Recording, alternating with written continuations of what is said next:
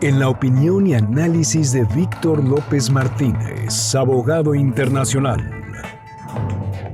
Y bien, saludo aquí en el estudio. Normalmente lo hago vía telefónica, 1500 kilómetros de distancia. Digo, la tecnología lo permite, pero pues qué mejor saludarlo aquí en el estudio a Víctor López Martínez. Víctor, ¿cómo estás? Bienvenido.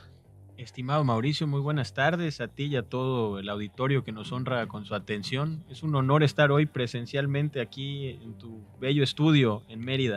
Oye, y bueno, habíamos estado planeando que vinieras un poquito más seguido, a lo mejor por el verano y todo, pero bueno, sé que las ocupaciones allá en la Ciudad de México están intensas porque pues todos los días hay reuniones, hay citas con secretarios, con secretarias, con gente de la Marina, porque pues ahí está el proyecto de la ampliación del puerto de altura en Progreso. Hace unas semanas platicábamos de la llegada de esta draga, ¿no?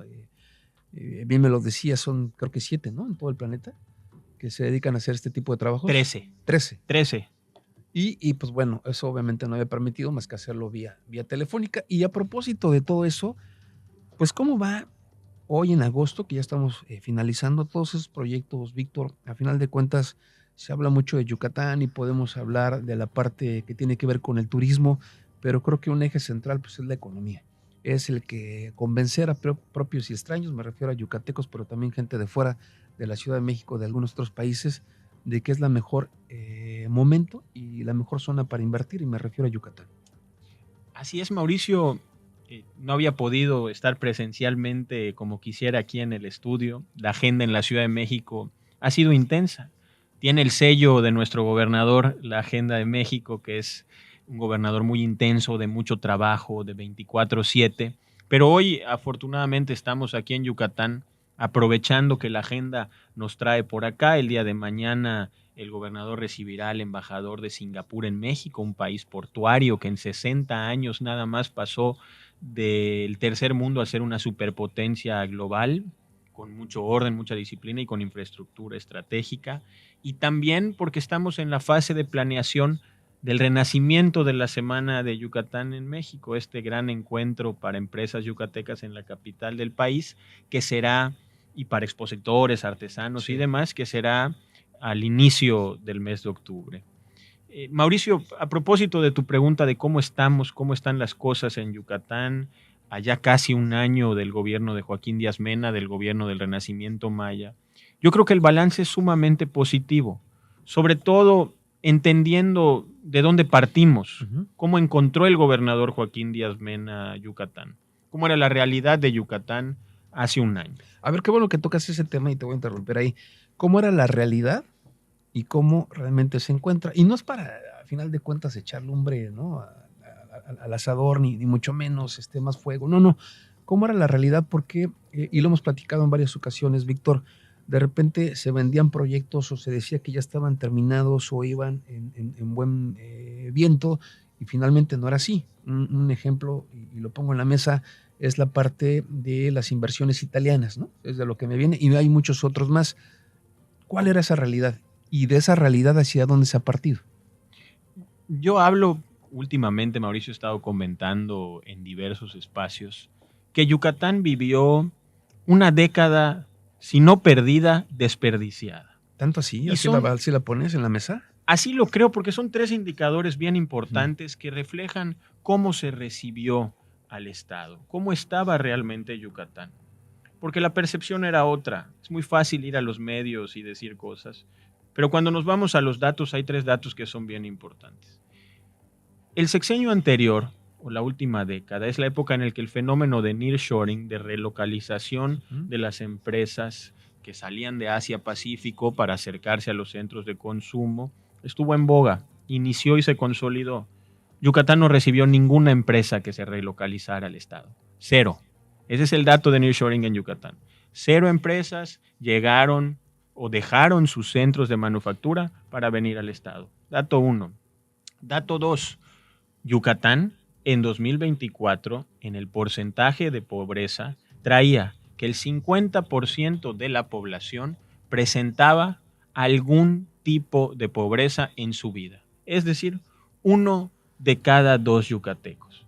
Y el tercero, en el decibel de tipo de empleos y tipo de salarios, Yucatán se encontraba en el más bajo del país. De tal suerte que se recibió a un Estado que no solo no recibe inversiones, sino venía en una franca desaceleración, en la exportación, en el comercio internacional, un porcentaje de pobreza generalizado, que es histórico, lo tenemos en nuestra tierra desde hace tiempo, y que estaba perdiendo competitividad. Así se recibió a Yucatán, y eso es producto de lo que se hizo en los últimos años. El gobernador en ese estudio me lo ha platicado varias veces y él decía, a ver, a mí no me vas a ver peleando el ranking de los mejores gobernadores mejor evaluados, porque a final de cuentas eso es efímero. Puede ser el mejor gobernador evaluado, llega una elección y pierdes el estado, que eso ya lo vimos en 2 ocasiones. Yo te pregunto, basado en eso, a final de cuentas, el ranking puede estar ahí, pero ¿cómo va la realidad de un estado a casi un año de la llegada del Renacimiento Maya? Que es la parte que nos debe de interesar finalmente a todos. O sea, ves tu bolsillo, dices si hay mejora, no hay mejora. Se hablaba inclusive de que se están perdiendo empleos, esa parte no me cuadra con los números que hemos estado analizando junto contigo. Y es que el análisis tiene que ser en función de cómo estábamos y cuál es la inercia que seguía el Estado, Mauricio. Y bueno, creo que ya lo hemos planteado, cómo se recibió a Yucatán en una etapa o en un estado crítico. Y por otro lado, del plan de Joaquín Díaz Mena, del gobernador Joaquín Díaz Mena, que planteó desde su campaña el Renacimiento Maya, que es el programa de desarrollo económico y territorial más importante de la historia moderna de la región sureste del país. Es así de sencillo, por sus implicaciones, por su dimensión económica y por los resultados que se esperan del mismo. El Renacimiento Maya, el plan del gobernador Joaquín Díaz Mena, es un plan diseñado para combatir estos datos que hemos dado, para que realmente haya logística en Yucatán. Hay un dato bien interesante. El 90% de la pobreza en Yucatán está concentrada en regiones que están desconectadas de los sectores de transporte de mercancía y de los sectores logísticos del país. Si no atendíamos esa situación, no podríamos combatir ese fenómeno. Y por eso hoy en Yucatán, a un año del gobierno de Joaquín Díaz Mena, ya está consolidando sus grandes proyectos de infraestructura. El puerto de Progreso es la punta de lanza, es el ícono del Renacimiento Maya.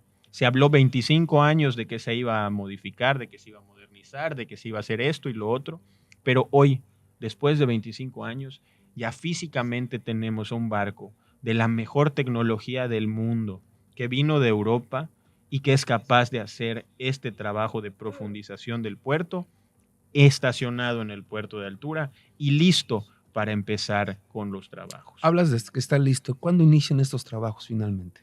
Los trabajos formalmente ya han iniciado. Okay. ¿Por qué? Porque ya se hizo primero con una draga de la Secretaría de Marina, el mantenimiento preventivo o el mantenimiento de saque para limpiar el fondo marítimo de sedimento.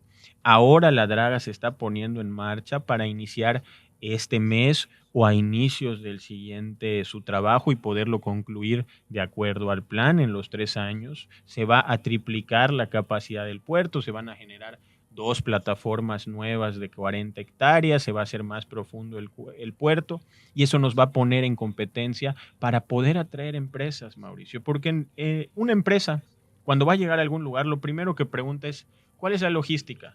¿Cómo llego mis materias primas, cómo las traigo y luego cómo saco al mundo lo que yo manufacture? Y en Yucatán no había manera. Ahora con el nuevo puerto, ya con índices de competitividad importante, habrá forma de sacarlo por mar. Con el tren, que es una inversión de 25,000 millones de pesos, habrá forma de sacarlo por la vía de carga y de hacer atractivo el Estado para dejar de perder competitividad, que es la inercia, y son los datos que están a consulta pública. La inercia de los últimos 10 años es de pérdida constante de competitividad del Estado. Con esto vamos a combatir esa inercia, van a llegar más empresas, van a llegar mejores fuentes de trabajo y con eso realmente se va a combatir este fenómeno de desigualdad que recibió el gobernador y que está comprometido, como lo dijo el día 1. Tú sabes que la política es una cosa, es un carril, la economía es otro carril, que a final de cuentas van entrelazados, la parte social es otro, y la realidad también, a final de cuentas, es como una gran vía de varios carriles, pero la política a veces trata de rebasar y trata de inclusive darte ahí un lleguesín para que se estrelle la realidad. ¿Qué le dices hoy a esas voces que apuestan a que Yucatán se esté convirtiendo en un fracaso, o que las personas, los hombres y mujeres que depositaron su confianza hace más de un año en Joaquín Díaz Mena, piensen que se han equivocado? Porque hay voces que le están apostando a eso, a decir que Yucatán se equivocó. Pero por supuesto que sí, son los que han sido beneficiados toda la vida de la desigualdad, son a los que les interesa que en Yucatán siga habiendo marginación, son a los que les interesa que el capital esté distribuido en solo unas manos, y son los factores reales de poder que están perdiendo poder ante la opinión pública, porque hoy tenemos un gobernador que realmente comprende la situación de nuestro estado, que sabe lo que vive la gente en todo el territorio, que tiene la sensibilidad del pueblo en la palma de su mano y que está gobernando para la gente, que sabe que hoy tenemos que dar resultados de fondo y no solo maquillar números o pagar rankings o pagar reportajes, que está todo el tiempo en el campo, en el sitio con la gente y que está dando resultados de altísimo perfil en poco tiempo. Es algo que nunca había sucedido, traer 37 mil millones de pesos de inversión federal y estatal pública al Estado en menos de un año y en 2 obras de gran tamaño en materia logística, el puerto y el tren. El tema de la educación descentralizada y técnica, en el cual el gobernador está comprometido con las nuevas generaciones a realmente darles las condiciones para ser dueños de su futuro. Porque es un gobernador que lo ha vivido, Mauricio, y por eso hoy está combatiendo con trabajo, resultados y con el cariño de su pueblo a todas estas voces interesadas en que a Yucatán le vaya mal. Hay cosas que compartimos, Víctor, creo que la admiración por las potencias asiáticas. Mañana me dice que llega el embajador a Singapur. Has tenido contacto con el embajador de Japón ahora que vinieron cónsules y embajadores. Me has platicado de Corea, creo que mucho que aprenderles, y tienes razón, todas estas potencias que te estoy hablando en los últimos 60 años fueron cuando se desarrollaron. ¿Yucatán va hacia allá? ¿A hacer esa punta de lanza que por medio de la península pueda desarrollar todo el sureste? Sin lugar a dudas, tenemos en nuestra geografía y en nuestro capital humano, nuestra gente, realmente la herramienta para pasar a ser una gran potencia no solo del país, sino regional.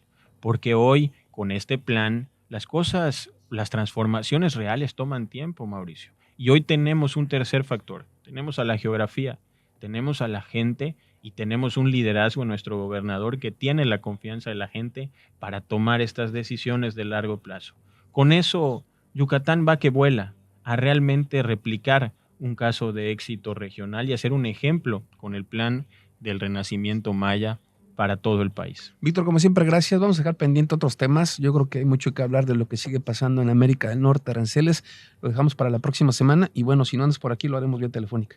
Mauricio, muchísimas gracias por recibirme. Es un honor para mí. Gracias a Víctor López Martínez. Él es abogado internacional, conoce perfectamente la relación en América del Norte y además es el representante del gobierno del Estado de la Ciudad de México.